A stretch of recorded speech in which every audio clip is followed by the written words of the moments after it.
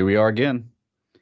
The Bat Daddy 52, Greg, Rubber Band Man, along with T-Bone, Travis underscore 156. Travis, what's up, buddy? Back for another episode of DC Alliance. Yep, third one. I'm sure we're hitting our stride. We keep getting better and better, and we keep getting more stuff to talk about. I'm really excited for this episode, especially the Stargirl review, but that'll be at the end. We have some listener questions, and we have a little bit of news. I couldn't be more excited. Greg, how you doing on this fine evening?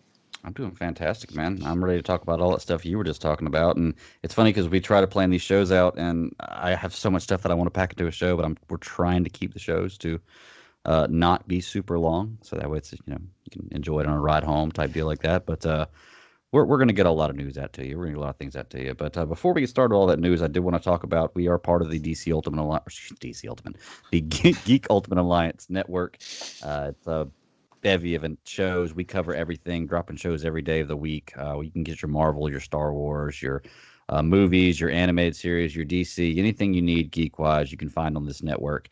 Check us out on any podcast catcher you have. And I wanted to throw out there also an appreciation to all the fans. The first 2 weeks have been fantastic. We've had some great reviews. We've had some good fan interaction. And we've had some great Patreons as well. So I'll bring up that we do have a Patreon account. You can donate to us for $1 or $5. The $5 feed will get you all the shows early and ad free. So if you're interested in doing that, check it out. But I thank everybody who already has. It's been fantastic support, and it's really, really heartwarming to have people enjoying what we're doing right now. So, Couldn't agree more, Greg. I'd like to thank everybody for listening, downloading, even if you just did it once. It's always appreciated. And an extra little shout out to the patrons. and speaking of the fans and the patrons, we do have a couple show questions this week. So I'm going to go ahead and start the show off like that, and let's start talking about Walt Gator's questions. And I want to talk Walt Gator, man. It's funny because I've known this guy for such a long time, just listening to other podcasts and hearing questions. He hears another podcast. Or he asks another podcast. It's pretty crazy. He's got some really, really good stuff to ask tonight, and I'm punting the first question on my part and I'll give the reason why. And actually, let me go to his question so I can read it verbatim for you guys. I should have had this pulled up. My fault. Travis, give him some music or something. All right, got the music. All right, here we go. So he asked us two questions, and the first question that I'm going to kind of punt is he says, what animated show would you give the Young Justice treatment? Reviving this show, and what would you have the next season be about? Love this question. Absolutely love it. The problem is, as you know from superhero discussions, I'm not that well versed in animated series. I don't remember a lot of stuff that I watched when I was a kid, and I didn't watch as much animated stuff when I was a kid. So when I tried to keep this to DC, I was looking at all these DC animated shows, and I was like, well, I can't really talk about that. I can't talk about that. I can't talk about that. There was nothing I could really go with. And Travis raised the point I could talk about Superman the animated series that we're covering right now, but I haven't seen how it ends. So I feel like it's not fair for me to answer. Well, it's not fair if I were to try to BS that question because I really don't know. But I do know that my homeboy here, Travis, he is a aficionado when it comes to animated stuff, and I know he could probably answer this 3 times over. So I'm going to pass the mic to him. Travis, give him my answer here. Well, I first want to thank Tony for the questions. He's arguably, I think he is in the same class of animated knowledge as I am. Mhm. Uh, I know I've seen him tweet about a lot of different things, so major props to you. Thanks for the question. Uh, I'm going to name a couple since Greg kind of bowed out. First Government. of all, I'm going to go with Justice League Unlimited. I still think that this show was made in the 2000s, and it's still just as good as any animated show that's out today. It had a great ending. Uh, I don't really want to spoil too much for Greg, I think I but know the end of this one, but keep going. it does set up uh, the ability to tell stories going on further. They did they they went more extreme from Justice League, the prequel to that, uh, where it was just 2 episode story arcs. Here they did season long story arcs, and they carried over. The consequences carried over, and I really, really enjoyed that show. That was my favorite show. Every time I see tweets about bringing it back, I always retweet it. I always quote tweet it. Okay. Uh, I'd love to get a fourth season of that show. That probably still is my favorite animated show of all time. Those characters, the main seven, but I love how they expanded it out. I'm going to go with Batman Brave and the Bold. I think you could continue on with that. You have a great voice actor in Deirdre Bader, who's actually the Batman in Harley Quinn, the animated show now, that's the new one.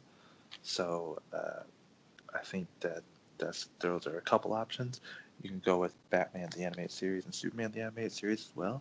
Uh, both of those. I know Superman especially uh, ended off, but it was supposed to have an extra season to continue telling the story, but instead it was spun into Justice League, uh, the original Justice League animated series before Justice League Unlimited. So I think those are a couple really good ones that are prime that could still get revived. I know uh, HBO Max could use some content. Hell, even DC Universe could use some content. Uh, I think those are great selections. I'm trying to think of other ones. Green Lantern. There's a Green Lantern animated show as well that Okay. was really good. I know Brant speaks really highly of it. I haven't seen the full show, but I have seen, I want to say, the first season of that. Mm. Green Lantern, the animated series it was called. It was only one season, but I didn't see the full season. I only saw, I want to say, half of it. Mm-hmm. But I think it had really good, like, it's well reviewed, it's well rated, and I think there's a lot more to explore there. I actually just finished watching Green Lantern First Flight animated movie yesterday, Okay. and I'm a big fan of uh, Green Lantern anyway. So I think those are all great choices. Um, and I'm going to give another like unofficial one, but I wouldn't mind a extra season of Arrow in the animated CW style that we see. I T-Bone gotta and Zero Love. Yep. gotta cover it there, but those are the ones that I would say. But my number one choice would be Justice League Unlimited. Give me Okay. another season of that. That leads into the two questions I was going to ask you. One was Justice League. There was one show I was reading about that was only one season long, and at the end of the season, it was Batman breaks the fourth wall at the end of the season, or the final seconds of the. Was it that one? No, that wasn't it. Maybe it was. It wasn't the Bat. There was a Batman animated show that I haven't seen yet. That was Beware the Batman. I think that's what that one was called. It was a one season. It Okay. was kind of similar to Green Lantern the animated series, Hmm. but it didn't get rated as good as Batman the animated series, so it's hard to follow it. Okay. But I've heard good things about that as well. Okay. Um, I think that maybe the show you're talking about. I'm not 100% sure on Okay. that, but yeah, that Justice League Unlimited would get my vote if I had one pick of any animated show I could revive. Okay. Well, since you Justice League Unlimited is your one pick, the second part of that question is where would you start off the where they picked up at? So do you have an idea Imme- storyline you would go with? I'd immediately go with the end of what happened at the end of Justice League, where Darkseid came back and he was vanquished. Hmm. Um, and you could go with the similar kind of like the light from Young Justice, but have it more like Legion of Doom resurfaces, comes back, and you could just do it like that, um, because the way they closed was the the heroes were chasing after the bad guys at the end because they had to team up to defeat Darkseid. So at the end, they're trying to catch them again. So you could easily go with uh, that way. Okay. I can't tell you if that's a good answer or not because I don't really know what you're talking about, but I'm sure it is. I'm sure. I mean, like I said, you're an animated pro, so I'm sure that'd be a great way to go. You haven't steered me wrong on animation yet, but okay. Well, we'll go ahead and go to the second question then, which I can actually answer. I put a little more effort into this one because I wasn't able to do anything on the first one, and well, of course I moved the screen, so I can't. I'm not on the question again, but here we go. It says, "What character would you give the prequel TV series, like Gotham, Smallville, or Krypton?" So, if you could pick a character in the DC universe that hasn't really had a show yet about it, what would, or I don't even know if it hasn't had a show yet, but what character would you give the prequel series? And you want me to go first since I didn't answer the last one? Yeah, you go first. because I've got a bunch of them here. All right. So there are. I got five. No. Okay. I got four, and only two of them are really serious. One thing I would love to see is I'd love to see an Aquaman prequel series. It's probably not going to happen because he's in the movies, but it would be cool to have the aspect of somebody who has known their whole life that that they have these abilities and they can do this and they don't realize who they're going to become, in that future, but they have these powers. And as a child, you can go through their childhood with him like that. I think that would be a really, really cool story to see Aquaman before he became Aquaman or Aquaman growing up type deal. Um, I This is another one that you probably won't ever see because it's already on television, but it'd be really cool to see a Supergirl prequel series. Simply because if you think about it, Kara came to Earth when she was 12. So you could do like a 6 season series covering like the last 6 years of her life from 6 to 12 on Krypton and watch the fall of Krypton as that's going on. You could even see if they took it into a manner like they did with Superman, the animated series, where Clark is actually, or I guess Kal-El at this point, is actually like a toddler, like 2 or 3 years old. Then you could actually see the birth of Kal-El by season 3 and watch that baby grow. I mean, there's so many possibilities you could do with that, and there's such a rich history with that character, um, or at least that people are loving on the TV screen right now. Like Supergirl's a big hit on DCCW. I feel like I don't know. I would watch that show. I'd like to see more about those. But just out of those two that I know are not going to happen because of the movie already being out with Jason Momoa as Aquaman and Melissa Benoist being Supergirl on TV, there's no way those two are going to happen. So I have two more that are good. What do you think about those? Those are pretty good choices, to be honest with you, Greg. Yeah. I would be interested in either one of those. Supergirl one really drives me in, but also think about it, the Aquaman, uh, the Aquaman one. I think you could do a lot with that in the same kind of vein as Smallville, and they actually did a pilot for that very premise. Justin Hartley, who played Green Arrow on Smallville, and is in This Is Us, Mm-hmm. was going to be Aquaman in that uh, character. It was supposed to be separate from Smallville because they already had an Aquaman in Smallville. Alan Richardson, Hawk from from Titans, Teen Titans from Titans, Gotcha. is Aquaman in Smallville, and that was actually the pilot has good review. Like it's not a bad pilot. I really don't know why they didn't pick it up and try to make their own universe out of that, but I like both of those ideas actually. And Okay. mine is going to be called Themyscira, and it's going Ah. to follow Wonder Woman Diana as she goes from, I guess, teen to adulthood, and eventually takes the mantle of Wonder Woman. Hmm. I would definitely watch that. Wonder Woman is greatly popular right now too, Yeah. so I think that doing that is it's easy money. I think that could be a great show on HBO Max as well. Like they're always looking for original content. I don't know if you want to get together with me and we pitch that, but I think that's a great idea. Yeah. Oh yeah. Oh, I wanted to bring up one more point about my Supergirl thing too. Is with the Supergirl, you could actually introduce Green Lanterns into a television show because Tomar Ray is the defender of Sector 2813, which is the sector that Krypton is in, which is right next to Sector 2814 that Earth's in. Okay, so Tomar Ray, and this is just kind of a backstory with it. He actually had some kind of formula or some kind of element that was going to save Krypton, and he was on his way to save Krypton before it just it exploded on itself. I guess imploded. No, I guess exploded on itself before Yeah. Krypton was gone.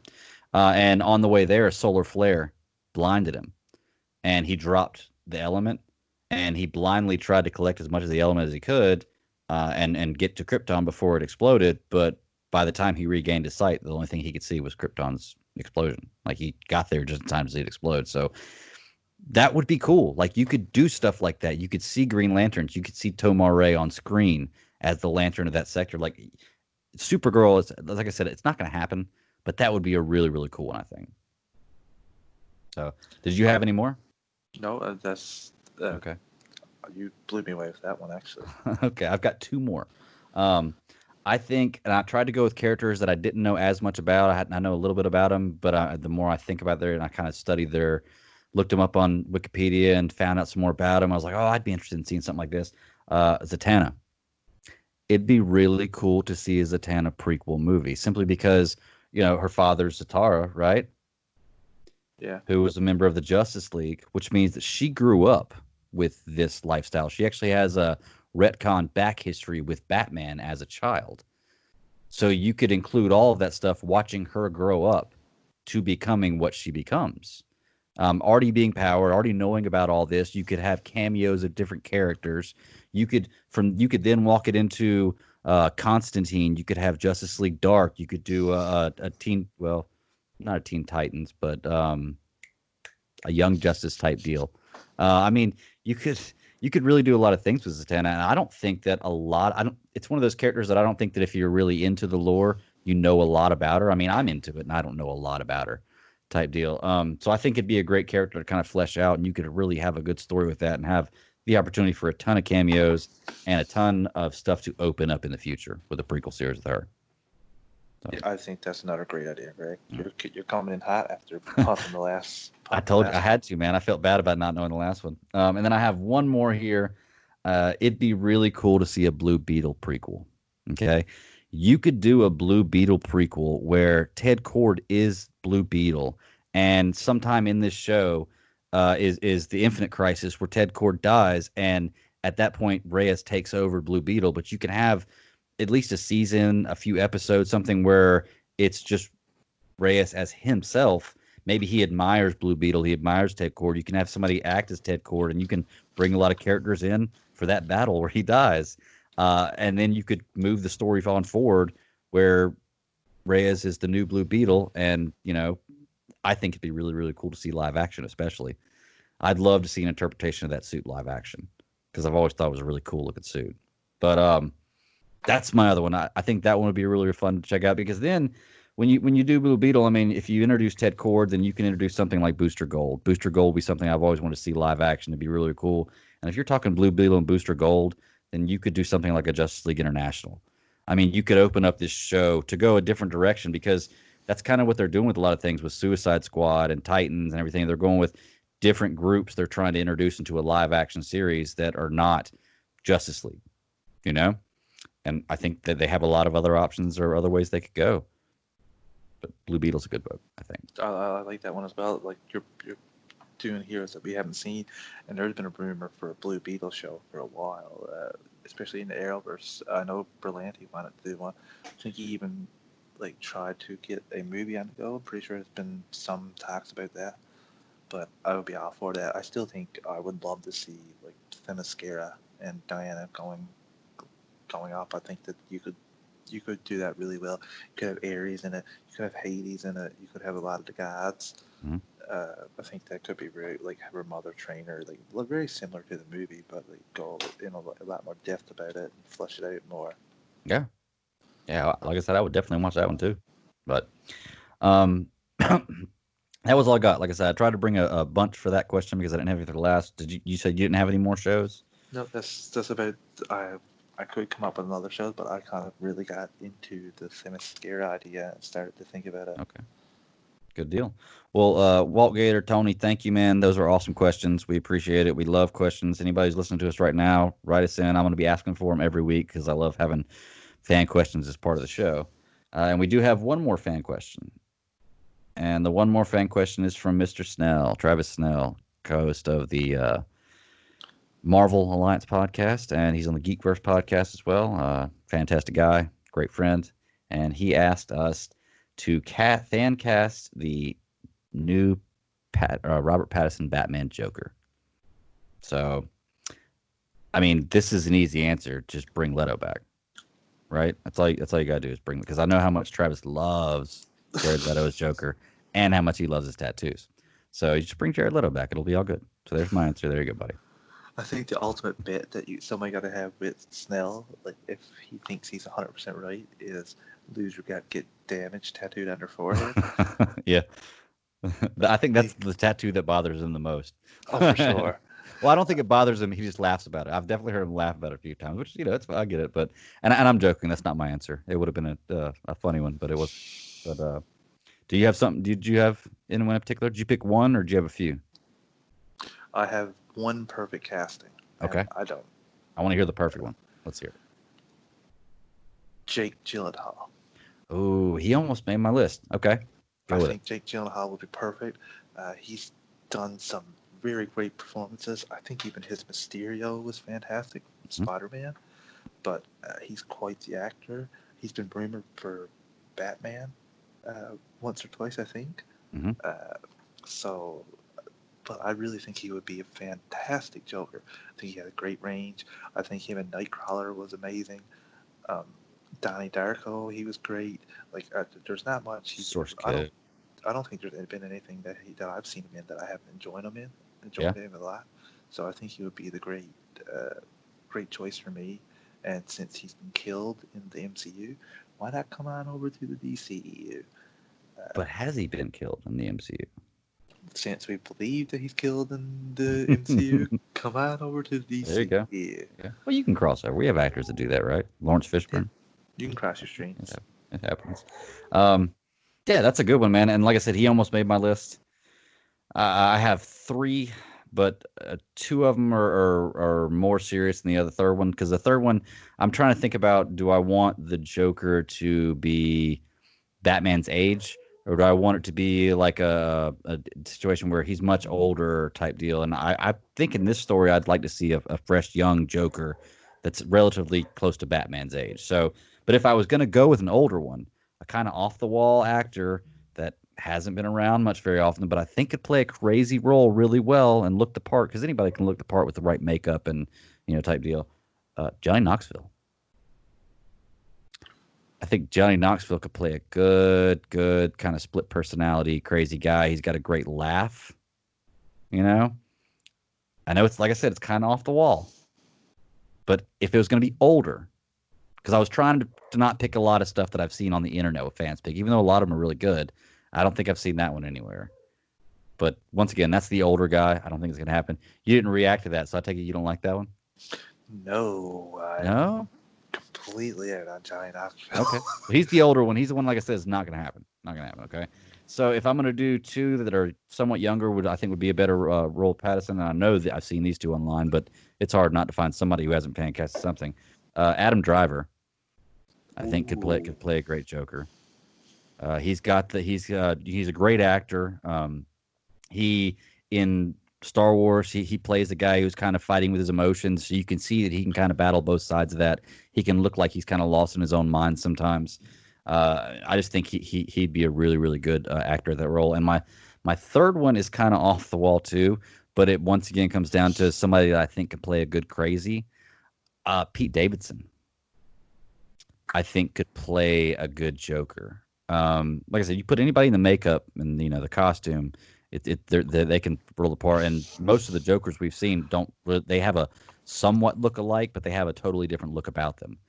I think this guy could play a good kind of crazy. I will say for the Pete Davidson, he will have to work with a dialect coach very well because I don't think we can have his very hard dialect as Joker because he, I haven't That could seen be his him. thing, I haven't seen him change anything, but he would kind of remind me a little bit of Leto in terms of the look. Yeah. I'm sure they could change that around, but I'm just talking about his generic look right now, actually. But no, that's an interesting choice, Greg. I'll give you that. I didn't expect to hear that one from you, that's for sure. Yeah. But thinking about it, he does have the look down a little bit, but Yeah. uh, it's hard for me to separate his dialect, his the way he talks is really hard for me to picture him as the Joker. But I guess listening to Heath Ledger before he became the Joker would have been really hard for me to see him as it It's as true. well. But I've heard him play even an American accent, so I've uh, never heard uh, Pete Davidson do anything but his own accent. Hmm. Yeah, I don't think I have either. But I mean, I guess it's part. If you're going to act, that's probably one of the easiest things to change about yourself is your accent. I'd rather have to go into a role where all I had to do is learn how to speak a different way than lose 60 pounds or gain 60 pounds. But I don't know, man. Like I said, that one was kind of off the wall. I mean, my the choice out of all three of those that I'd like the most is Adam Driver. Obviously, I loved him as an actor. I think he's a great actor. I think he could pull it off, and he's young enough around Pat. I mean, I think him and Pattinson are close to the same age, relatively close to the same age. How old is Pattinson? I'm not sure. I may be putting my foot in my mouth here. Need to look it up. I think Pete Davidson's relatively young. I think he's born in '93. Well, I was talking about Adam Driver. Oh, Adam Driver. Adam Driver. How old's Adam Driver? Adam Driver was born in '83.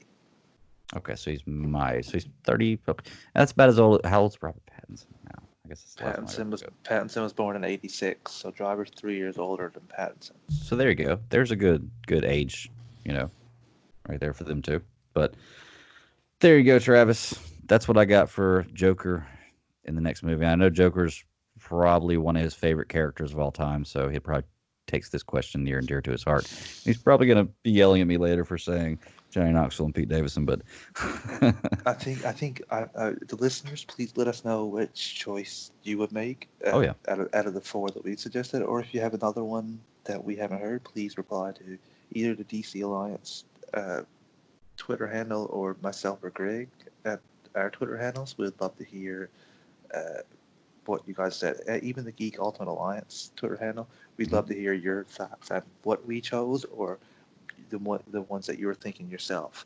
All right. And Travis's question leads us right into some news, kind of rumors. We don't like really diving into rumors as much on this podcast. We like to talk more about concrete, like factual news. But a lot of people, I think this is where Travis's question came from. It kind of blew up the timeline. I want to say it was even yesterday. The Batman was trending, and it's because it came out that director Matt Reeves is gonna try and gonna have the Joker in his second and third movies, and he's gonna be hinted at in his first movie, but he's not gonna show up in the first movie, which I think is the smart call, according to Daniel Rickman. Matt Reeves is planning to introduce a new Joker to his Batman trilogy. Reeves is planning for the Joker to appear in the second and third movies as one of the film's multiple villains. This new Joker will be referenced in the Batman, and casting for the role has not begun yet. Dude, I saw the absolute funniest thing on Twitter the other day. I just couldn't stop laughing at it. I couldn't understand why I was laughing so hard about it. I can't even. But now that I'm thinking about it, I am again. Is somebody talking about that, how he's going to be introduced at the end of the first movie? And I don't know who it was on Twitter, but somebody was like, I know how they should do it. It should be at the very end of the movie, the very last scene. You should have Gordon give Batman a card, telling him there's been some Joker causing trouble all around. Batman will say he'll look into it. He'll flip the card over, see the Joker. Like he went through the whole last scene of exactly how they did it in Dark Knight, and it was just he was like, and the audience will go crazy. And every time I read it and I think about it, I can't stop laughing at it because it's so hilarious. But did he know that it was from Batman Begins, or did he just actually think he was being? Oh no, he knew it was from Batman Begins. He was being sarcastic. Okay, it was sarcastic, funny. Yeah. So, but yeah, like I said, it's a rumor. Well, I guess it's not a rumor. I mean, it's probably going to happen. They're talking about having a bunch of villains and all these anyway, and I guess introducing Joker in the first one, or in the first one, then having him kind of be the main guy. I don't know if he'll be the main guy or not. They just said he's going to be in there with a bunch of other villains because we still don't really have any idea what this trilogy is going to be about. I think eventually you will be like Joker will be the main guy, but I also think this is kind of smart to just even let this out, saying that he will like cast his own Batman and have his own Joker, have his own Joker in the trilogy, because there's a lot of rumors and demands like from fans to have Joaquin Phoenix's Joker in the Batman. I am not one of those people because I think that his Joker is relatively down to earth. There's nothing really about that Joker that would let me think that he can handle going up against the Batman. He gets the crap kicked out of him by teens, so Right. I just don't see that being the case. He's really clumsy. There's nothing intricate like planning. Like Joker's a really good planner, and like his schemes, while diabolical, he does plan them out, and there's a lot of methodical thinking to them. Hmm. So I just think that Joaquin Phoenix Joker is best left as Joaquin, like in its own world. And if you want to do Batman for his world, you could, as long as it's down to earth. Like in all honesty, Batfleck would do far worse to Phoenix's Joker than he did to Leto's Joker. I think he would literally like put him in a body cast Oh yeah, in about a minute and a half. yeah. So uh, I think that I think that he should cast my new, and I also think that this is smart if he is letting out this little thing just so that maybe the rumors of Phoenix's Joker being in the Batman will stop. Yeah. Yeah, they definitely need to stop that. And that's not something that I wanted. I did love Joaquin Phoenix's Joker. I thought it was a great movie, but I don't under it. You can't connect all this together. You just can't do it because you've already got the issue with if you're trying to connect Pattinson's Batman into the DCEU, the age difference, which I don't think they're trying to do. I think they're trying to make it a totally separate entity. Even if it was, you could say it was a prequel series. But if you did it with the Joker, the you had the Joker in that movie, which is Joaquin Phoenix, was got to be what his 40s in the movie, and he sees a young Batman that's what 10, 12 years old. So I mean, it just wouldn't work, man. The aging difference right there, and I wouldn't want Phoenix's Joker in there. I want to see a new interpretation of a Joker. I agree with Travis. I love the Joker. I think he's a great character. We differ a little bit on which Jokers we like better than others, but we just love the character and all. It's Batman's alter ego.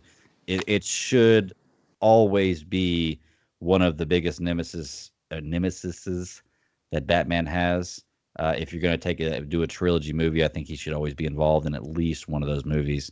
Um, Nolan's trilogy did a great job with it. Loved that Joker. I don't think that Leto's Joker got enough chance to really for us to love him. But We may get more of that chance down the line, Greg. yeah, but you'll never get I anything think after so. that. But you know what? I'll take that chance if I get it, I suppose. And then for the new Joker, man, I want to see something. It's hard to say different because you can only, I guess you can't take it as many different ways as you want to. But is it going to be? I'm more interested to see. Is it going to be more like a Gotham and Nolan trilogy where it's more of a uh, damaged. That's so funny. Funny talking about that Joker. A damaged like face and body and everything else, and the image is looked up, or is it going to be more like a Nicholson and Leto Joker, where it's just like paint? Well, I guess Leto wasn't paint, but it just looks like paint type Well, deal. it didn't look like. Well, Jax actually did go into chemical bath, but Yeah, Leto's was the only one that didn't. Um, Leto wouldn't do a chemical bath. no, he didn't. Not Leto. Sorry, Ledger. Sorry, my Okay, bad. yeah, that's Yeah, true. Ledger was just painted. It just didn't seem like it was really grinding, but like I really enjoyed that take as well. Um, I just like you said, I think we can handle another version of Joker. I think Jokers and Batmans are kind of like James Bond in the sense, like we Hmm. can handle multiple takes on it. I also think we can handle more than one at one time. Like I think we could handle a Batman series and a Joker in the movie, or I think we could handle Joaquin Phoenix's Joker having a sequel and having a Joker in Matt Reeves' second Batman. Like I think that with AT&T, I think these things are going to become more possible. Uh, I think they're just looking at profit instead of like oversaturating the market, especially like how big the superhero market is. I think that they really think that I don't think that they have a problem with putting Joker in here after the success of Joker for the DC, well, the DC films. I won't Hmm. call it the Elseworld story. Uh, that character made $1 billion on a Right. $50 million budget. So um, I'm sure if you take over control and have a 3 movie story arc as Matt Reeves, I'm sure you want to include Batman's greatest villain in there. Hmm. Um, so I just look forward to it, and I hope that whoever they pick, like Jake Gyllenhaal, it does a fantastic job. The only thing I can disagree with you about on that kind of statement there was you were talking about not Jared Leto, Joaquin Phoenix's Joker getting the possibility that it could handle a second one, and I don't want I don't I don't want a second one, but it. I Okay, think with the amount of money they made, I think that it might yeah, be a certainty that they I just see a second one, and they actually did like give a bit of. Uh, they didn't close it off completely that you couldn't have a second one. I feel like yeah they could, but I also am in your camp of I think they should just keep it as one standalone movie, and I yeah. don't think you're gonna get Joaquin Phoenix back for anything less than like a amazing script. So um, who knows on that one? I don't think you go back for another bite of that apple. I really don't. Like I think you just you leave that where it is. It was a great movie. Now I would be interested to see maybe you could do that with a different villain. Just have a Oh, one-off movie about the origin of a villain and do it like that. I think you could. That would be awesome. You oh, know, I think so as well. I think that Mr. Freeze is one of my top characters for to have that because his Arnold backstory is ruined Mr. Freeze for me. yeah, his backstory is very tragic, and don't worry, Batman the Animated Series will unruin Okay, Mr. Freeze for you because okay, it's arguably the best episode of the series. It okay. is such a fantastic episode. You're gonna give that one a 10 out of 10. I think when we do it, Nice, nice. like I like doing it that. makes it almost tears me up. It's that great of an episode. So um, Mm, I think you'll be really happy with that. okay, I'm definitely gonna check it out. All right, well, that's all I really got to say about that topic. You I want to have a move on bit. there? Yeah, I have a bit of news, Greg, that I want to talk about. Well, Um, real quick before you do that, let's take a break. Let's listen to an ad. Helps us keep things going. It'll only take a few seconds. The volume will get a little bit louder in the ads, but we'll be back in just a moment. All right. So, what is the news you want to talk about? Steve Weintraub Traub of Collider, who really, really not number one fan of his, but he dropped some news today that San Diego Comic Con at home will be held at the same dates as the previously canceled Comic Con, July 22nd to the 26th, and will be free. You can Really? log on and be free, so everybody can go to Comic Con for the first time that don't make it to San Diego.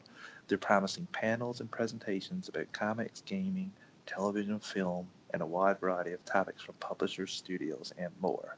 Oh, Um, the one thing that I don't like about it is it hasn't been made clear yet if international fans will have access to this convention and exactly how many panels and presentations will be held during its 5 day duration.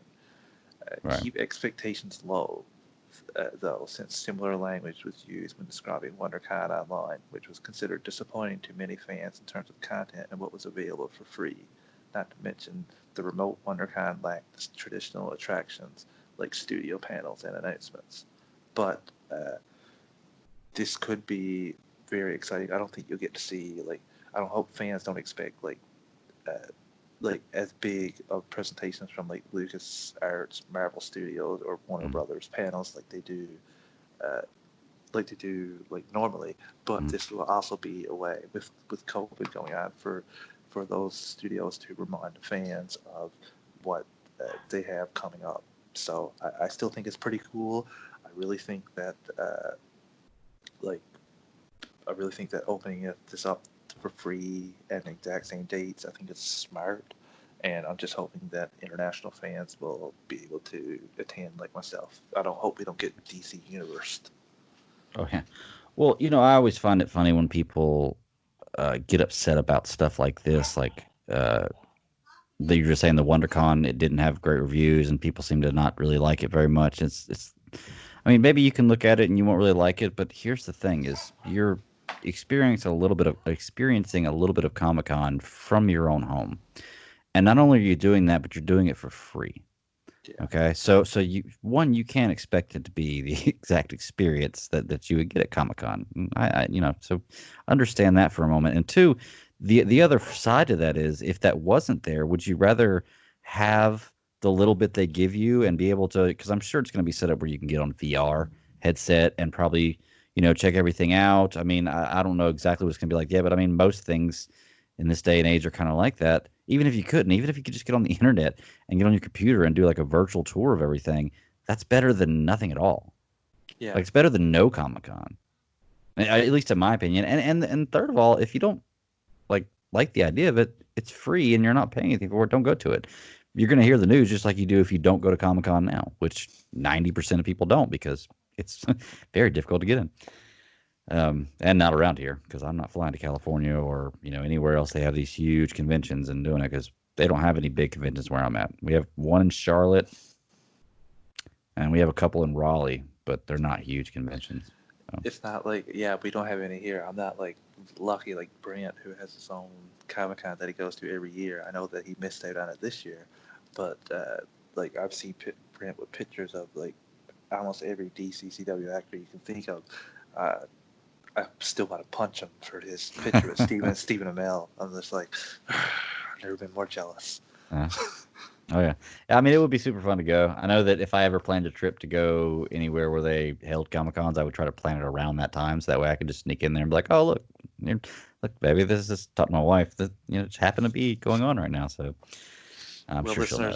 listeners, I keep trying to convince Greg that one day we got to meet up at a Comic Con. So uh, it's a hard drum to beat. I tried to do it with him and Nathan, uh, but it is quite a journey to go to. Let's say,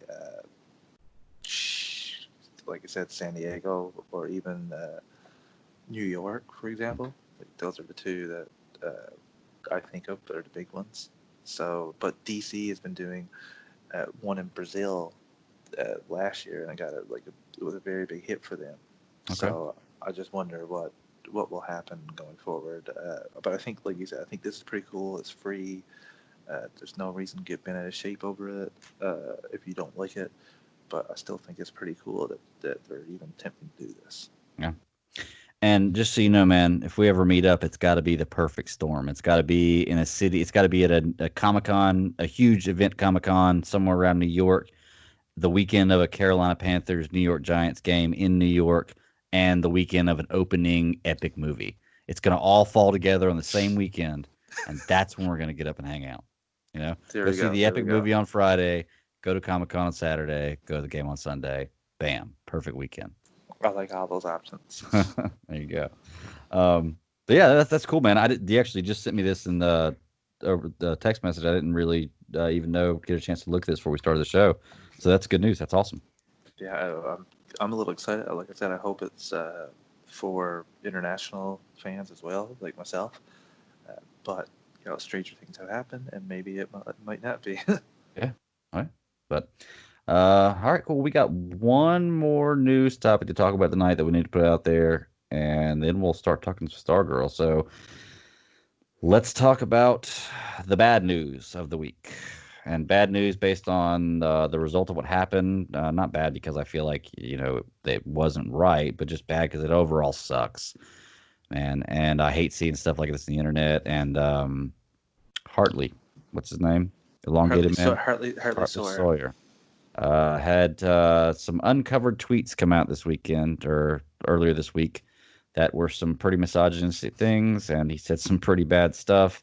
And granted, it was a long time ago, but that kind of stuff follows you, and that's what the internet is. And he got fired from the show, and he's been outcast pretty badly. And it's I mean, we've seen this happen before. James Gunn, we've seen this happen. Even Kevin Hart, you know, this kind of thing. And I guess the actors or the directors are these people who generally tend to bounce back.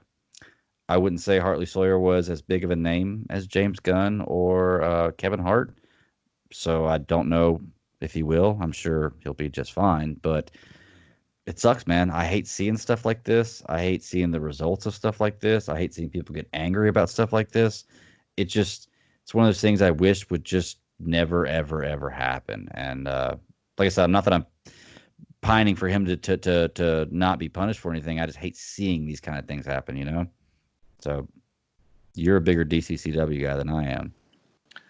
It kind of is a bit of a blow. DCCW is having a rough go of it the last couple weeks actually, with the Batwoman news and now this. Obviously, the Batwoman news isn't nearly as bad as this stuff. His tweets came from 2000. I want to say 2011, I think it was 11, yeah. 11, 12, and 2014. Mm-hmm. So that was 6 years ago. his tweet started basically when the Flash started. Mm-hmm. Even a little bit before then, even actually yeah, before Arrow, but I really enjoy the character. I really enjoy his performance, his Mm-hmm. portrayal of the character, which is a little hard um, to deal with.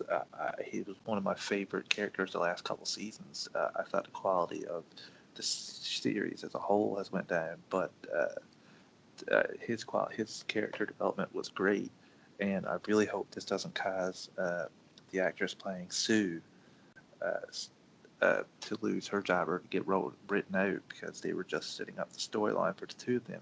I Right. kind of hope they recast, but uh, in a sense, like yes, there's free speech in this world, but there are repercussions for that free speech if you Mm-hmm. if you're a bit of an asshat. Mm-hmm. Um, but he could be improving. He did put out a statement, and I guess it'll be remiss if we don't read his statement just to give his side of things as Oh yeah. well. Um, Do you have Hold it in on, front of you? I'm bringing it up right now. Okay. Um, I'm not here to make excuses, regardless of the intention. My words matter, and they carry profound consequence. And mine can and have caused pain and embarrassment along with feelings I can only imagine to supporters and fans, my castmates, the crew, my colleagues and friends. I owe them all an apology. I owe each of you an apology. Uh, Thank you for uh, holding me accountable. Um, Thank you for holding me accountable. My words, irrelevant of being meant with an intent of humor, were hurtful and unacceptable. I am ashamed I was capable of these horrible, really horrible attempts to get attention at the time. At that time, I regret them deeply. This was not acceptable behavior. These were words I threw out at a time with no thought or recognition of the harm my words could do, and now have done today. Mm-hmm. I am incredibly sorry, ashamed, and disappointed in myself for my ignorance back then. I want to be very clear. This is not reflective of what I think or who I am now. Years ago, thanks to friends and experiences who helped me uh, to open my eyes, I began my journey into becoming a more responsible adult in terms of what I say, what I do, and beyond. I've largely kept that journey private, and this is another way that I have to let so many uh, down. I still Mm-hmm. have work. I still have more work to do, but how I define myself now does not take away the impact of those words or my responsibility for them. I am very sorry. Yeah. I mean, it sounds very heartfelt. It's very, very well written. And you almost look at it as the story he's describing is almost the same story he went through as a character and as Elongated Man, as Ralph Dibny, you know. Start out where he's saying he was kind of a dirtbag and he had some friends help him realize that these weren't the right things to do and change his ways and he became a better person. And I'm not going to tell anybody they have to forgive him for it. And I'm not saying, either way, whether I'm not justifying anything he's done, but he's obviously pointed in the right direction of trying to make things better. And the first part is an apology, and that's what you got to start with. And it's got to be heartfelt. And obviously, I didn't hear him say this, but from what he just read, it sounds like it is. It sounds like he at least knows what happened because you got to realize when you're on social media, especially, it's just like whatever you type on social media and put out there. It's just like you walking out into the street, into the middle of a crowded street and yelling at something Yeah. offensive. Okay, the difference is if you walk out in the middle of the street and you yell something offensive, you've said it. Whoever hears it has heard it and it's gone. You put it on social media and it's there forever. And People people keep the will, yes, receipts. and they pass it along and they will see and it grows tremendously, and it's like a snowballing effect. So I mean, you've got to watch what you say on there, and people are learning that lesson. I can't say that I haven't said things on social media that I didn't want to, but we I learned lessons from that, and you just move forward. And I don't know what they're going to do with the future of the character on the show.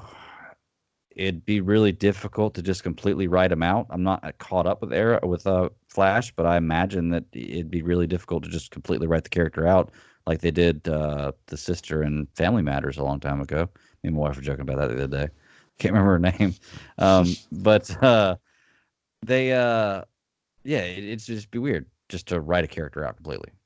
You know, Oh, good. yeah, yeah. I couldn't agree more, Greg. Especially he's become an integral part of Team Flash, and he's become a serious regular. He's had his own story arc, especially this season.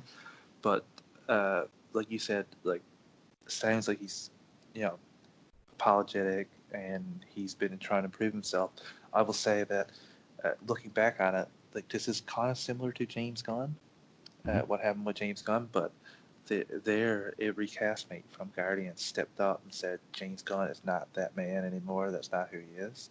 True. Uh, but you didn't see that from the Flash cast. They Mm-hmm. essentially stayed quiet or said that the words were hurtful and they were sad about them, but they didn't speak on who he was now. I know that he does a lot for shelters for animals, dogs especially.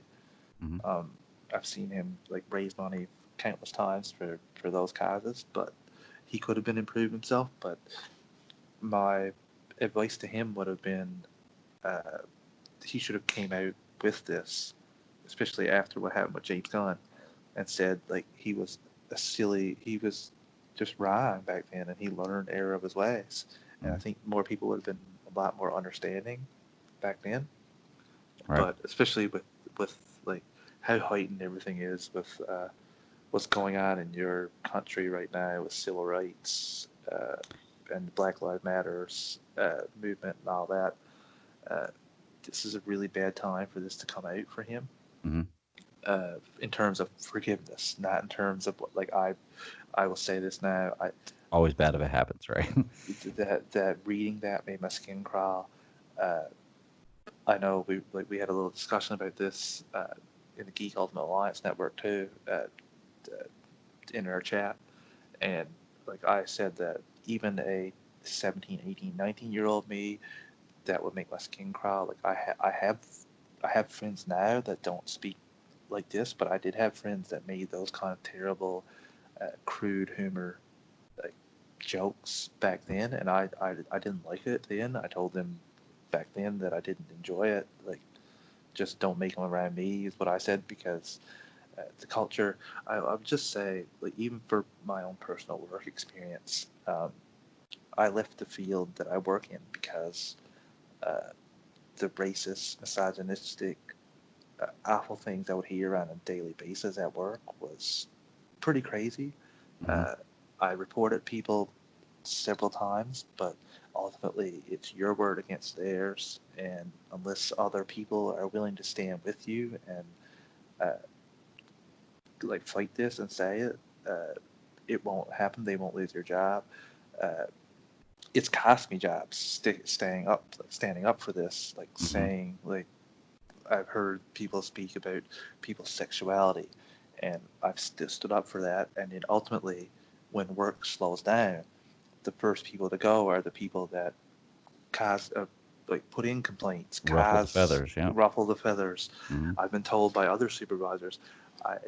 The last job I was on in another province, I went to the supervisor to tell him about that, and I had a more of a close relationship with this supervisor. I knew him like from other jobs, and he asked me twice if I was really serious about this. He told me I shouldn't put this complaint in because it's my word against the other person. The other older people that were working there were kind of going in on the same racist, uh, I guess, racist topics that he was, and they were agreeing. Hmm. And I was flabbergasted and just said, like, I don't understand how you guys can even think this way. This is pretty crazy. Right. Uh, but the supervisor told me, like, is your word against his, and there's other people that were there that will not acknowledge that he said that. Hmm. So it's gonna make you look terrible, and you will be let go. So it's just like just for my own personal experience. Like I understand people that say that, and they're not like terrible people. They're a little bit more closed-minded. Now his comments to me felt reeked of desperate of like attention, like my comments, come to me, Hmm. laugh at me, like that's all. Like it reeked of attention to me. But still, like you just can't say that like you and be on a syndicated network television show. Like Right. there are consequences when you're like that. But like I said, maybe if he would have came out back, only the James Gunn thing only happened a couple of years ago. Right. Was it that long So ago? yeah, it wasn't, well, maybe not even Wow. 2 years ago, but Yeah. he was on the Flash when that happened. So that should have been a wake up call to him then, in my opinion. Well, and at the same time, too, that happened. Even if the James Gunn thing happened 2 years ago, that being a wake up call to him, these are comments he made. What the latest one was 6 years ago. The other Oh one was 9 and 8 years ago. So I mean, yeah, well, even if he I'm did not. realize it then, he couldn't do anything about it. No, I'm not saying that he like. Uh, I'm just saying he should have came out and said like Good point. Yeah, that's a I good point. was a bad person back then, or I was a misinformed person back then. I have grown as a person. This is essentially what James Gunn said too, that Stay ahead of the curve is what he should have done. he made terrible comments, like terrible crude jokes that he thought was funny that was not funny. Like he made jokes about pedophilia. James Gunn did, Hmm. and a lot of people thought it was gross, and I do. That's not humor I find funny. I wouldn't go to a stand-up comic to listen to that stuff, even though you made a really good point that you pay to go see stand-up comic, and they like, but that's still a more enclosed environment, like you said. Right. You said that this is out in the open, It's like not you just social media. no, but like I said, he should have just came out with his story. Then he did mention in his apology that he didn't share his journey, and that's probably part of it, part of the trouble. That if he would have shared his journey, maybe that inspires other people to change and not be the same way that he was back when he was tweeting this stuff. So ultimately, I think that he could have got out of hand, but it does sound like he has been changing for the better.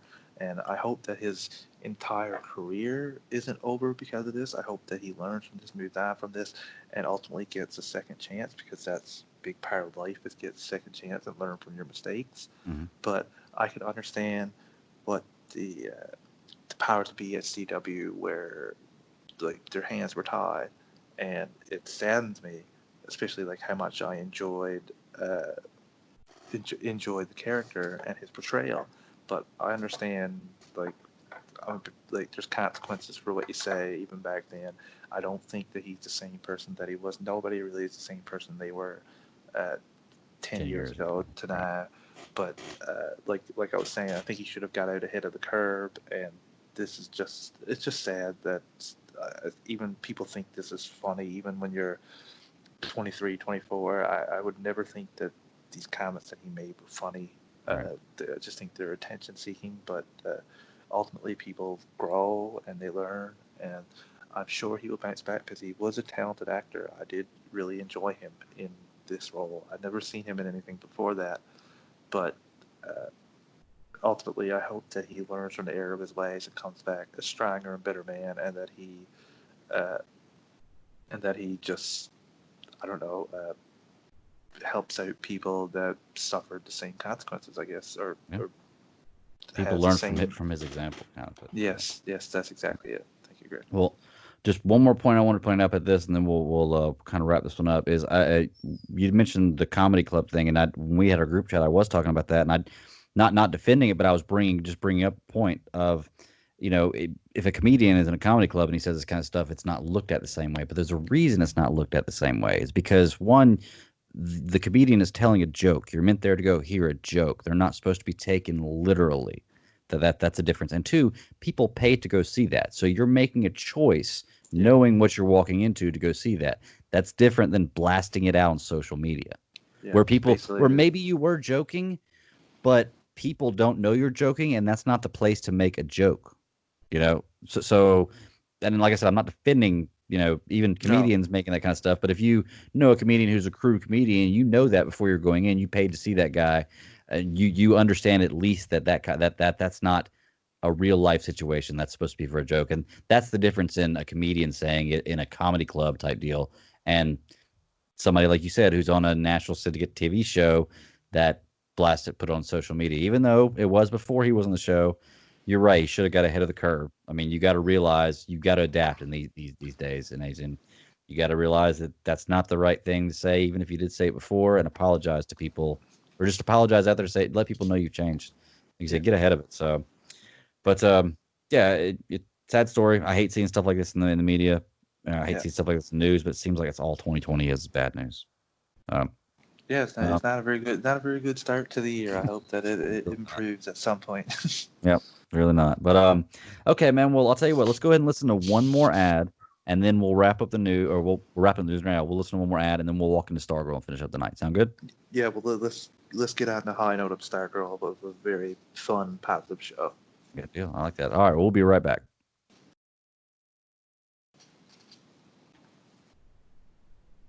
All right, good deal, man. So, Stargirl, last thing to talk about. Last few weeks, we've been talking about some serious stuff happening at DCCW and not knowing what's going to be their future. This Hartley Sawyer story was bad. The Ruby Rose stuff is bad news. End of Arrow. Not good reviews for the shows going on right now. It's just a bad look. But they may have a savior coming through if they connect this new show that we are loving to the DCCW, which I think is going to happen, right? Just a It different already Earth. it already is connected. They showed it at the end of Crisis on Infinite Earths. Okay. It's on the second Earth, Earth Okay. 2. So I don't know if it probably won't be connected this first season. I think it'll be its own, but I think eventually you'll see Stargirl playing in DCCW sandbox. Okay, good deal. And it could be the savior because I'm telling you, this show was something that I heard coming out. I wasn't super interested in it. Katie got me interested in it by hyping it up and talking about how much she loved it, and I wanted to give it a chance. And I am not disappointed at all. It's awesome every week to look forward to the show coming out, and I'm having a great time watching it. We're on what, episode 4 now? We watched episode 4 this week of Yeah, Wildcat. Wildcat. Okay, good deal. So, episode 4, Wildcat, because we left off where she's got to start to build her own JSA, which you know is going to happen and it's going to be really cool. Um, just like we do in superhero discussions, man. Overall thoughts of this one, then we'll start to break it down. I really enjoyed this episode, Greg. It wasn't quite as good as the third episode. It was just under it for me, but it was still like a bringer of an episode.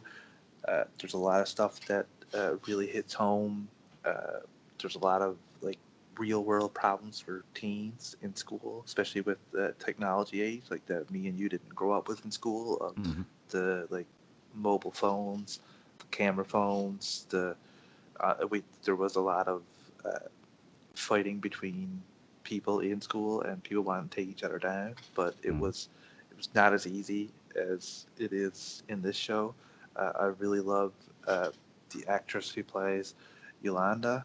Hmm. I thought she was great, and I really enjoy her as Wildcat. I think that this show instantly made her a very strong character for me, Hmm. uh, just for what she had to handle and go through. And I'm just blown away by how good the show is. Like you said, uh, I think it could be its savior. I was going in this show expecting not to like it, expecting to be in like an ugh like kind of deal. And from the first episode on, I've been hooked. I love it, and I can't wait for Monday to watch the next episode. Yeah. I'm just so excited, and I'm so glad we're reviewing it here. Overall, I just like I said, it was good development, good introduction of a new hero. Showed like a lot of her backstory, what she went through. Introduced another member of the Injustice Society, a very scary member, and it also like, touches on other characters. And there's a little Easter egg nugget there that I'm not even sure if you caught that I will be really excited to fill you in on. Okay. Yeah, I may have when you say it. I'll let you know for sure if I'd say, but I may not have noticed it an Easter egg. Um, yeah, this episode was great, man. The show just keeps getting better. The character development's awesome. I love a show that when I watch it, I can be emotionally invested in the characters, where I genuinely care what happens to them. Something tragic happens, I'm genuinely upset. You know, asshole parents or asshole parents, I feel bad. We'll get into all that. Shazam, the mother of Shazam. Yeah, exactly. If I can get invested into a character where I can feel that just that little tug at your heart, where they're wanting you to feel that, then okay, they've done a really, really good job writing this, and the actor's done a great job portraying it. And I've seen that so far all throughout this show. I'm loving the direction they're going. I wasn't sure how I was going to like Wildcat whenever I saw the first initial pictures of her. After watching the episode, love it. Awesome character. The suit doesn't bother. I guess the cowl is what bothered me. It just didn't look very good. But I guess I'm past that now. It doesn't bother me anymore, especially after watching this first episode. Awesome character. The interaction between the two girls in this episode was really cool because this episode was mainly focused on her starting to build her own JSA. And I guess the direction they're kind of going with it is every episode they're going to kind of start to see a new character introduced to this, especially the way they ended this episode. But yeah, it's really really fun.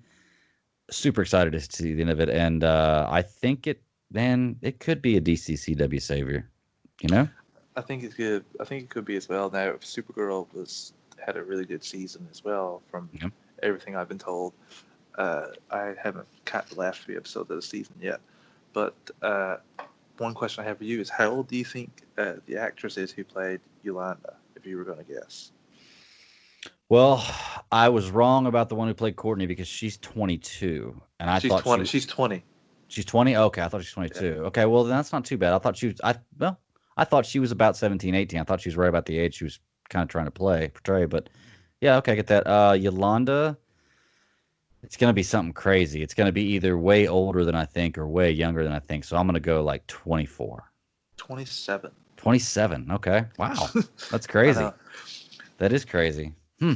Which by 27 by no means is old, but when you're trying to Oh play no, a but 16, trying to play 17 year old, 16, yeah. year old is kind of impressive. It feels like Tobey Maguire, but she looks the part. Yeah. Uh, I would never guess that. I couldn't get over the beginning of this, like showing how happy she was running for student council president, uh, like having her whole family like be like so proud of her. She goes out with Henry Brainwave's son. Uh, he asks for a nude picture, or it seems like he does, and she sends him one. Uh, she goes to speak on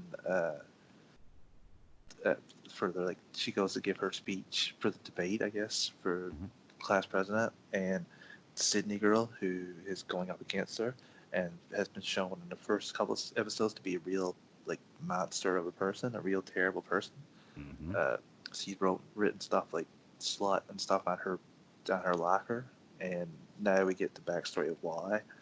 Uh, Sydney shares the picture with everybody that's watching the debate, shares it with everyone, and obviously that's going to spread to more and more people, and it completely shames her, and she just leaves, and she's been by herself. So it explains why she's so like closed off from the rest of the school. She's just completely by herself, and this must be every father's nightmare for their daughter. Mhm.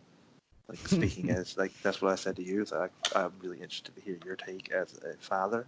Mhm. But wow, that first little bit just gave me so much appreciation for the character and made the character so strong to me. Uh, what did you think about that? Well, that scene was a little confusing to me, and I'm sure they're going to lay more out, or that scene, or not that scene out, but more explanation of that out because you don't really understand how Cindy got the picture.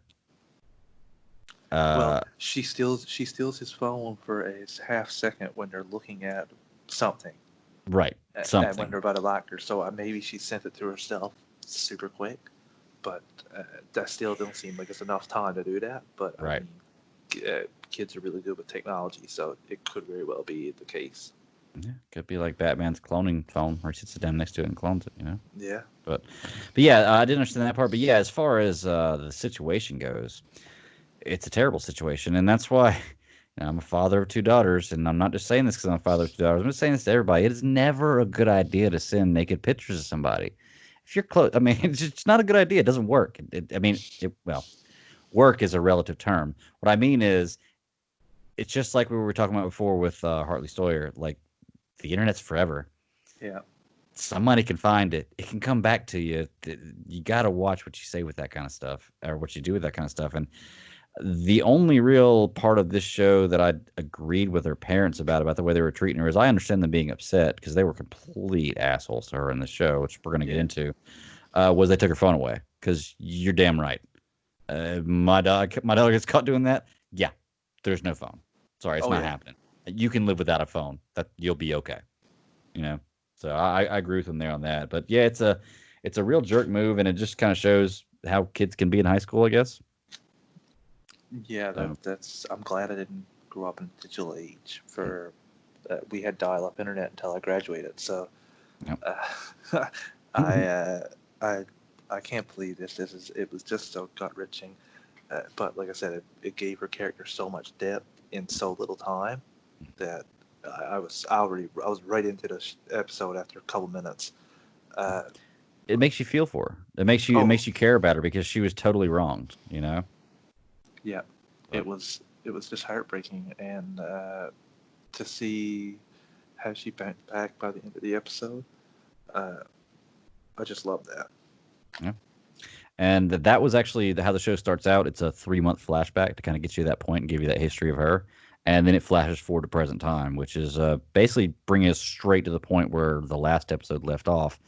And Courtney has all the stuff from the JSA that she took from the hall, and she's sitting out across the bed and looking at it and kind of trying to figure things out. I think it's really cool. She brings the lantern out and it lights up just a little bit. Yeah, I think that was pretty cool. And then she's pulling all the suits out. She has the pink pen. She's afraid to click it, but she finally does, and nothing happens. yeah. So she doesn't believe it's anything. And that's when she decides she needs to start developing a team, start to find some people to recruit with her. And she has this little bit of a connection with Yolanda just because of that was one of the girls sitting at the lunchroom table she sits at with all the kids that nobody wants to hang out with. And she notices the kind of what's the word I'm looking for? The heat between Cindy and her. And she's kind of trying to defend her because at this point Yolanda's kind of given up. She doesn't want to be around anybody. She's not fighting for herself. She just doesn't care. And she kind of stands up as Cindy's chick. And I love how you have no idea who I am, and I know you have no idea who I am type deal. I thought that was a pretty funny argument to have back and forth. And then Cindy tells Courtney, she's like, "You'll never see me coming." Tell her she's coming for her, which should be pretty interesting because realistically, Stargirl doesn't have superpowers. She just has the staff. So she may be Stargirl, but if you get into a fight in high school, you can't fight as Stargirl, right? No. Okay, so I mean, you're just basically, but she is a gymnast. You know, I'm not saying she doesn't have any fighting skills at all, but I don't know. Cindy's a lot bigger. Just saying. Yeah. So I wouldn't mess with her in the school setting. So now, like I said, we're at the point where Courtney's wanting to start a new JSA, and Courtney's going back and forth wanting to really become friends with Yolanda. And I don't think at this point she's wanting to open up to her about Stargirl and everything else she's doing, but she's just wanting to be a good person and be her friend. And she quickly realizes that she doesn't have any friends and she needs a friend. Good, you guys say something. Before we get into that, the Easter egg that I was talking about happens here because Mike mentions that he wants to have his buddy over, Jakeem. Uh-huh. And in the comics, Jakeem Johnny Williams is the second owner of the Thunderbolt that is the pink fountain pen that Courtney has in her room. Oh, okay. That's pretty cool. Well, there you go. So you think that'll come to fruition in this, or is that just a little Easter egg thing? Well, that's what I think it'll come to fruition in this. I was talking with Brent about this before this episode, asking, I thought that the pen may go to the guy that Icicle's son, the one that drives. Mm-hmm. And Brent was telling me that it went to Jakeem in the Stargirl comic. And sure enough, the next episode, his name was dropped. So I kind of think that he may be right on that, and that's what will happen. So shout out to Brent on that one. Oh, that's pretty interesting. They have a pretty cool see. You know? Oh, yeah. Like just to see how accurate it is to the comic book lore type deal. That'd be nice. Let's talk about the Pat for a second. He's picking up a muffler for a dump truck in the junkyard. So every time he goes to the junkyard, he's looking for these really, really crazy things.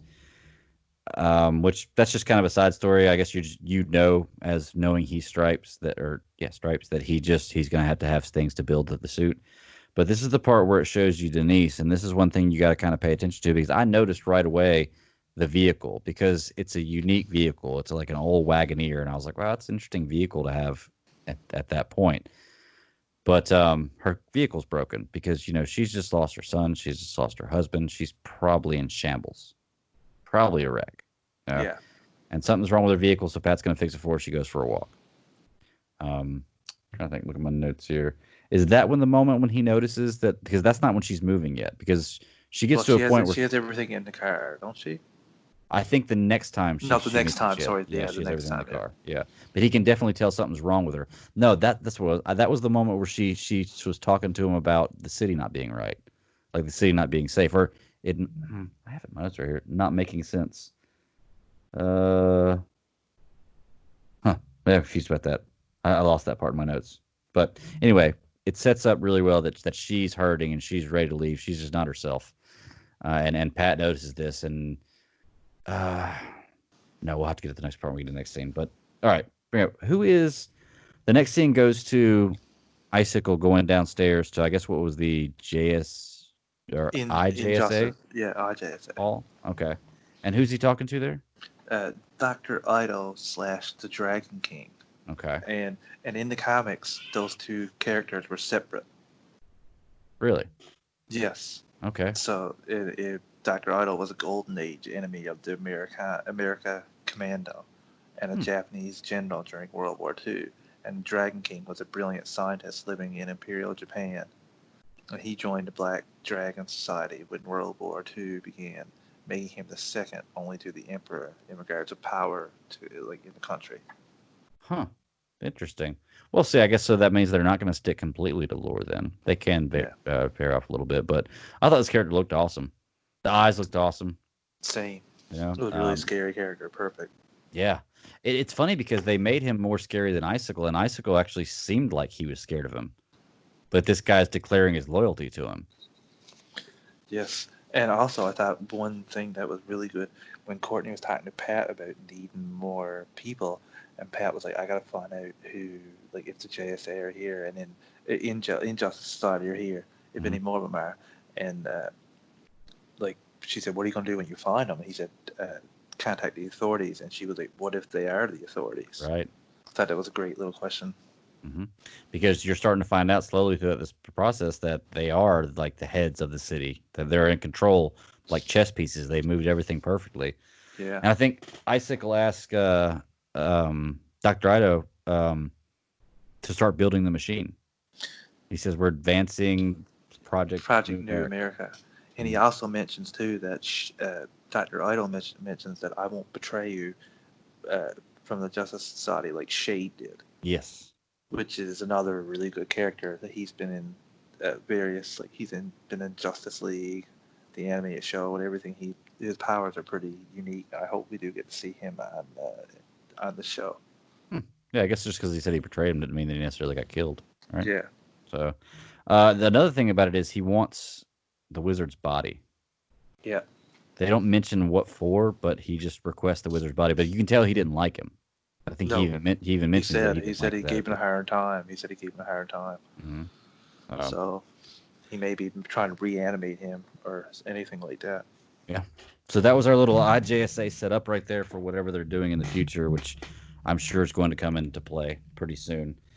But then it goes to Yolanda boxing, which shows her Yeah. skills as an athlete and as a fighter. Yeah. I guess she goes down to the gym at school, which should be awesome. If my gym had a punching bag or in here, I could do that in. But it's not necessarily the school, I guess. They never say it's a school. So, Yeah, um, my gym wasn't even big enough for you to jump serve playing volleyball. It was because the court used to go to the wall of the gym. mhm. Uh, if our gym was supposed to be much bigger, but when school was being built, funds got embezzled, and the gym was only made one was it 2/3 the size it was supposed to be. So they never found the funds or who embezzled them. So yeah, fun fact from Fortune Bay Academy. So, so y'all didn't play basketball. Y'all played 21.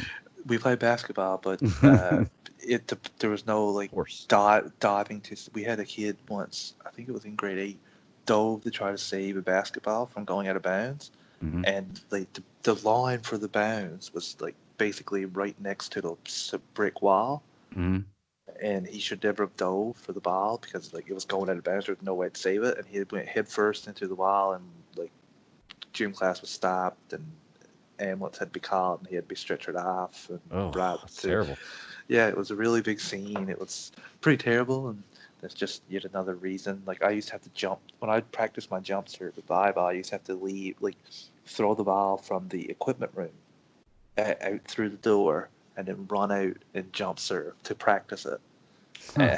Like it was That's creative. the gym was poverty. I mean, if you can do that, you can, serve anytime. A real Yeah. game. Oh, yeah. Well, that was my logic anyway. Yeah, exactly. You can dodge a wrench, you can dodge a ball, This right? ball. Yeah. There you go. So, but all right, but so this is when Courtney's really trying to befriend Yolanda, and she's invited her to dinner. Yolanda points out that she's still grounded, so this is at least 3 months later because you had the Well, 3 month she she, flashback to begin she with. didn't plan it out until after the like. She said, "Yeah, I'll see what I can do."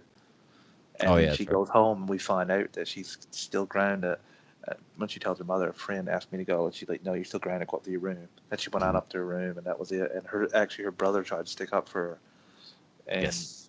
that made me a little happy just to see that. But that's pretty terrible. Like to have your family being completely like against, not like ashamed of you actually, Mhm. when you trusted the wrong person. Well, I know that there are a lot of different cultures that take family shame and like family honor more seriously than others, and there's nothing wrong with that. It's the way you live your life. It's the way you want to do it. And that's fine. Me personally, I understand getting upset about the situation because I'd be livid. I'd be so mad at my daughter if something like that happened. And yes, her phone would be gone. And yes, she'd be grounded for a while.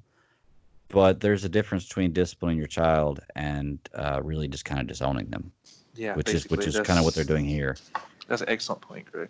I mean, like if my child ever did something like this and I discipline her and she's grounded, yes, she's grounded, but that doesn't mean I don't love you and I'm not going to treat you like I never want to see you again or you've brought shame to me and this is it. It hurt my heart to see that kind of stuff, and because there are parents that are like that and it's terrible. And Oh yeah, once again, I feel like saying that I'm bashing on people who have more like more of a honor aspect in their family, but I guess it's just something I don't agree with. I would not do that to my children. Um, that's I, that's cou- I pretty could never that's disown my child.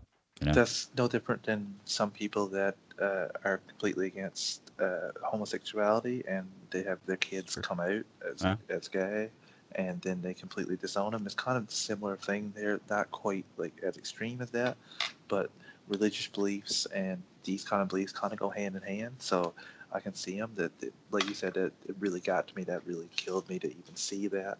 Uh, it just, like I said, it just goes to show how strong she was. Hmm. Yeah. Um.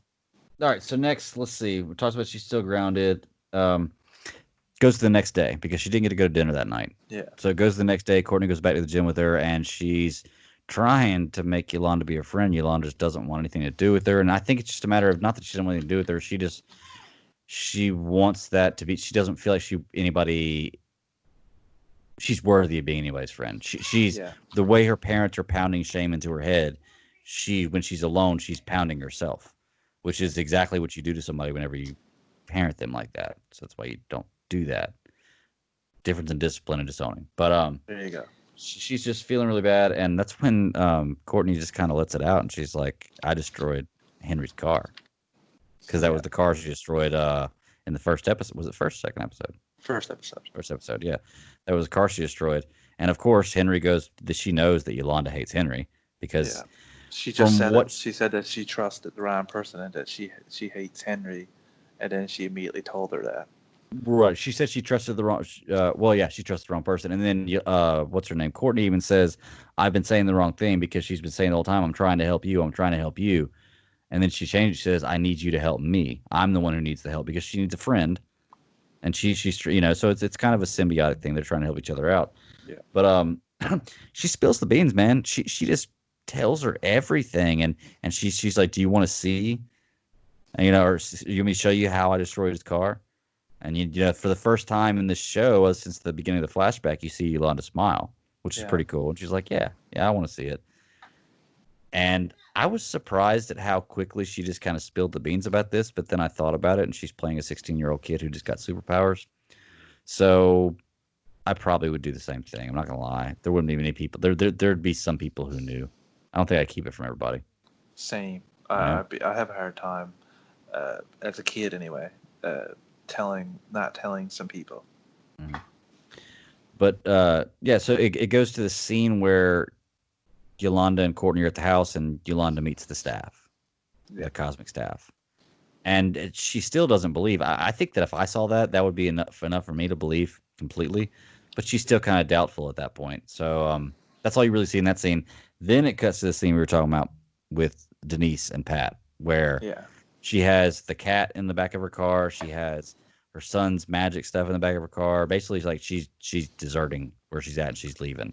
Yeah. And there was the one line they said right there where she had all her son's magic stuff, and she said he wanted to be just like his father. And then Pat says, but his father was a politician, so And he didn't really pick up, huh? and no, yeah, you're right. And she kind of wouldn't tell anything else. She kind of got scared and wanted to Yeah. leave. hmm But she told him straight up. She was like, "There's something not right in this city." I wrote it down. I said, Uh, yeah. I said she tries to tell him about Blue Valley. yeah, yeah. Let's see. Want to be like his dad. Confides in Pat about the city. It's she. She's basically telling him something. She knows what's going on. Like, does she know about Project New America? I think she knows more than what her husband thought she knew. Or maybe Even more than Icicle wanted her to know. Maybe her husband yeah, confided in her about it, and e- she. even like when he was leaving to go confront Icicle, he took the wine and was talking to her before he left, and she seen the wine like when he took it. So Right, she she seemed obviously, upset he was taking it. Yeah. yeah, she obviously knew a little bit better. And we'll close off her little arc of this episode. Uh, Pat goes back to this junkyard to find some more parts, hmm and Denise's car is found with a large dent along the side with mud and plants on the front of the car. I think it suggests that Solomon Grundy might have been sent to silence her. Yeah, very possible. Well, he actually finds the cat first, and he Yeah, recognizes the cat, yeah. and that's when you look up and you see him see something, but you don't know what it is in his car. It's pretty crazy. It's um, good writing, man. Oh Like I yeah, said, I excellent when I writing. noticed that car, I was like, okay, I got to pay attention to that car. But yeah, that's actually towards the end, man. But that closes. You're right. That closes up the Denise arc right there. Yeah. But let's see what I got here. What'd you think about the suit? At Uh, this point, she's completely revealed everything. She's trying to sign a new JSA. She told her about the thing, and she says, "Well, I even have a suit, and I have one for you." And they go back to the room to change and try on suits. What do you think about that scene? I really like that scene, Greg. I love Yeah. how she's like talking about how stinky the suit is, which would be pretty accurate for a heavyweight champ who died in the suit. Mm,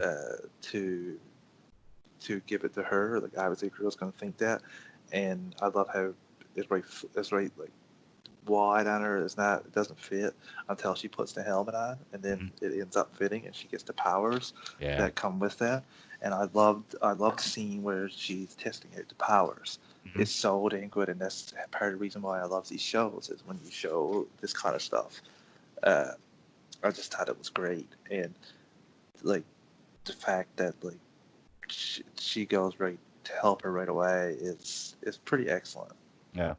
Well, it's cool because she puts the suit on, and like you said, it's really big at first, and then she puts it on the cowl, and I guess it activates the suit, and it's kind of like Black Panther. It's like digital and skin tight on her. Yeah, And they're wondering, which once again, Courtney told her, my dad was Star Man and the member of the JSA, and for some reason, this is not that long after that, and people just have no idea what they're talking about, which still blows my mind. But then they got to ask, they're like, well, what was Wildcat's powers? And they go to Wikipedia for Wildcat's powers, which yeah, is a that smart was idea. hilarious, Yeah, pretty hilarious because smart idea. nobody knows about JSA, no younger people. So I thought that was a really nice little touch there. All right. But it goes over all Wildcat's powers and discovers the claws first. I love how it runs through all of them. Discovers the claws first, which is pretty cool. That'd be an awesome power to have. Retractable claws that can cut through steel. Yes, sign me up. Shows her agility. She gets on the roof, or not on the roof, on the fence, and then it talks about how she always lands on her feet, which would be pretty cool abilities to have. So she's kind of like Spider-Man, but the cat version of Spider-Man. But this scene of these two kids together was cool because it was two kids having fun watching this. Like it's like when I watch my daughter, she has a friend over, and I like just kind of peek in the room, just kind of watch them for a second, see what they're doing. It's just like, oh, they're having so much fun type deal. It's good to see that kind of stuff. And the beginning of this episode, Courtney didn't have a friend, she didn't have a friend. Now they're finally starting to become friends at this point, and she's still not sold on it, but they're starting to become friends. Let's see. Then they come up with the genius idea of, which I can't believe I didn't even think about this beforehand, but I can't believe nobody's mentioned it, is to go to the hospital and check the guest list for The Brainwave. Oh, because Yes. she had revealed that Henry's father was Brainwave, Yeah. which was one of the bad guys. Which is a great idea. To Oh, go to the hospital and check the guest list. perfect. And I love how like they show them infiltrating the hospital, Hmm. and I love that Courtney was going to turn off the power, and the staff stops her, and she doesn't know why the staff stopped her, and then Yolanda's like, "There's a lot of people here on life support machines, and if you turn off the power, like they will die." Hmm. Including, she's like, "I'm looking at one right now," Yeah, kids making mistakes. That's what it which was. is just a great thing. And I gotta say, did you notice? Did you notice anything about the girl that came in to play the violin? That was the principal, right? Yeah, Principal Bowen. But did you? She's playing the violin, implying that she may have become the Fiddler, which is a villain Ah, in okay. DC. I thought I that. think Okay. it got the first appearance in the Flash, but it was like the Fiddler has been an Justice Society member before. Okay. Yeah, I definitely knew that she was a villain. I mean, we had speculated that before, but I wasn't sure where they were going with it. I'm not as familiar with the members of the Injustice Society, but yeah, it was crazy because you have the scene you see Yolanda learns to climb the walls, which I thought was pretty cool. Once she gets the hang of it, it was almost like that first flight moment when she's on the wall and you see her crawling real slow, and then she starts to get a little more confident and feel it, and it has that music playing in the background. I was like, oh, this is like it's fun seeing a superhero discover their powers type deal. But she climbs up to the seventh floor, and that is right. That's when they see. Well, actually, no. Before that happens, that's in Brainwave's room, right? Yep. And Henry is there in Brainwave's room when she first gets up there, right? And she's actually going to strike him down. It looks like and kill him. She's got the claws reared back. She's just about to do it. And what does he say? He's like, "I love you, Dad," Yeah, that or makes her something like stop. that. Mm-hmm. So gets away, hides, gets him, and then the principal comes in, and that's when she's playing the fiddle. Which I'm wondering, do you think the fiddle was something that was she thought might try to heal? Because I'm not sure what the fiddler's powers are, or do you think she was just doing it as a friend there playing the fiddle? Uh, I'm not sure about that, Greg. To be honest with you, Yeah. Because I wonder if that's like a ability that the fiddler would have, some kind of it, healing power. I don't know the powers of the Fiddler. Hmm. Uh, it's been uh, I just know that he can shatter objects, I think, and maybe even hypnotize people. Okay. But it's a lot of storylines. I don't can't remember what I read about the Fiddler too, what comic, but it's been a very long time. But I think uh, those were his main powers. Hmm. Okay. Let's see. I know that there's points in this show where you definitely see their kids based on decisions they make. Like you were talking about Courtney wanting to cut the power, not thinking about people on life support. I Yeah, thought it was funny when Wildcat was hiding behind the door from the nurse who'd come into the room, and she got up against the door and closed her eyes. yeah, Like if you can't see me, I can't see you type thing. And I was like, oh, that's a kid thing to do right there, is close your eyes. But it's cool how they portray that. I mean, these are definitely kids learning what's going on here that have no idea. I've never seen this kind of stuff before. Um, but in the end, after that whole situation where they're trying to get the guest list, they realize that the Injustice Society has already thought about that and cleared out the guest list. There's nobody on the list. Even the principal who just went there didn't put her name on the list, and yeah, they said it had to have been because she didn't want record of her being there, which obviously is the yeah. case. They've thought about this. They were ahead of the kids. Surprise, surprise. They're pretty smart, and then it goes to uh, Yolanda giving her back the costume and saying she needs to like work on herself first before she can become uh, Wildcat. And you get that very heartbreaking story, well, scene, sorry, I've heard about her family. Like she had such a great speech to her family, Yeah. and they say nothing. Her father tells her to go back to her room, and uh, that's it. And man, that broke my heart. That was so tough to watch. Oh, dude, it was terrible. I get chills sitting here thinking about it. Like, just like little cold flashes run through my body and goosebumps all over my erector pili are standing up. But, um, yeah, it was pretty insane, man. This speech was exactly what you'd want a responsible a young adult to say. Like, if you could if I raise my daughter and she makes a mistake, and this is a speech she gives me after she makes this mistake, then I realize that I've raised something right, and she realizes the wrongs of what she's done, and that she can't do anything about it, and she's apologizing for it, but all she can do is move forward in the future and try to be the person she can be. And then when her mom tells her that she'll never be that person again, never be that, man, I'm glad that I have more expensive TVs than I did when I was younger, because I had a tube TV right now, I'd have thrown something through it. You know, it truly breaks my heart. And then you can see that it looks like her grandmother wanted to say something, and her brother definitely hates the situation. Um, yeah, it's just, man, it's an emotional pull. I hate the way they did that, but it's what they got to do, I guess, to give you the story for this, to give her that drive to want to go back, because then she goes upstairs and starts to cry and realizes that Courtney's come and left the suit on her window. And what will the note say? I need you. Yeah. Which I guess at a Which little point where your picture of a parent, cat. yeah, which I guess at a point where a picture of your parents have just basically disowned you, and you feel like you have no friends, and somebody telling you they need you must feel great. Oh, Yeah. definitely does, and it's such a great way to end off her first episode, really, of like her as Wildcat. I love that. And there was one little thing at the end there too, because actually there's two more scenes right after that. And actually, I'm sorry, not two scenes after that. There's one scene I'm talking about was before that, when they were still at the hospital and they're leaving the hospital. What is the girl's name that sees them up there? Beth is her name, I It's think. the other girl at the dinner table, at the lunch table. The I one think who, it's Beth, yeah, and she she's from sees them and she hears her say the name Yolanda. yeah, which is that's the other thing I wrote down. Maybe you shouldn't call her Yolanda in the field. Right, right. Kid move. Pulling a Lana Lang move. That's right. That's right. But so I think she's probably going to be the next character introduced. I don't know who she's going. I'm not sure who she's going to be, but Doctor Midnight would be my guess. that's I think the next episode is named something about. I can't remember what the Yeah, next episode is. and I think the other guy that the guy who we seen drinking is going to be called Doc. It's going to be Our Man. The guy we saw drinking. Yeah, I don't I'll have think to it was go in back. this episode. I think it was in the last episode. Okay, I got you. Good deal. He was Okay, drinking out of a brown paper bag. I got you. All right. But yeah, that's basically the end scene. Well, the one with her parents, where her parents are kind of assholes to her, and she decides she wants to take the suit and the mantle, and she goes back to Courtney with it, and you see her in the window, and she gives her a thumbs up wearing the suit, so you know she's in.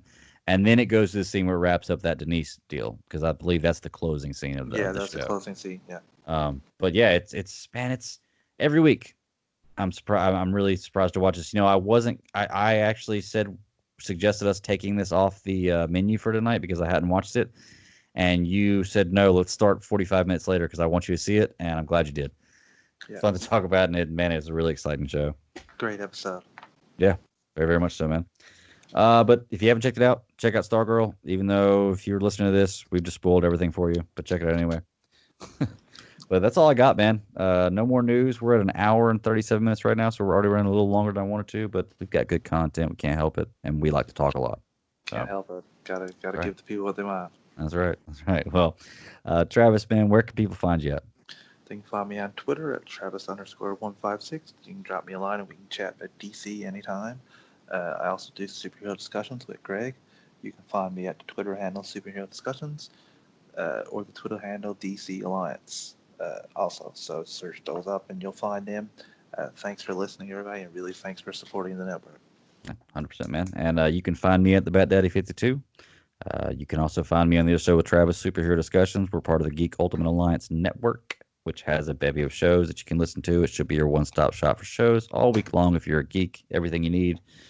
We also do, Travis is with me on the Super Civil Servants podcast, not associated with the GeekVerse Network, but GeekVerse, why do I keep saying that? The Geek Ultimate Alliance Network, but we have close ties because just about everybody on there is on Super Civil Servants as well. We do the same kind of thing. We're just a little more crew. We let loose a little more, and we don't limit ourselves to one franchise, whereas Geek Ultimate Alliance, we have it broken down by franchise to be a little more specific and have a little more detail in each topic. And then you can also find me at the C3 Panthers podcast live every Tuesday night on YouTube, Eastern Standard Time, 9 p.m., where we talk about Panthers football and the disastrous season we had last year and what's probably coming up this year. So good stuff. But like Travis was saying, thank you, fans, so much. All the support you've given us for the first 2 weeks has been great. We're going to keep going. It's awesome doing it. I hope you're enjoying it. Give us fan questions. patrons, thank you so much. We have 2 tiers: $1 if you just love us, $5 if you want the episodes early and ad free.